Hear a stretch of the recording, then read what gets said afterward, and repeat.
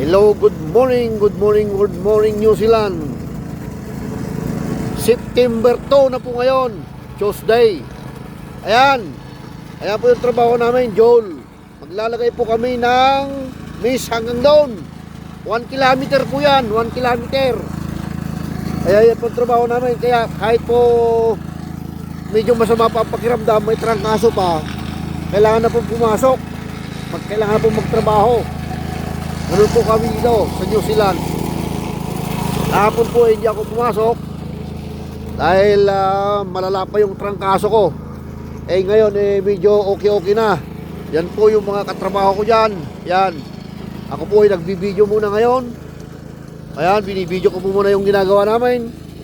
Yung nagkukumpaktor kasi hindi mo pinig dalawa humawak doon sa split compactor, isa lang.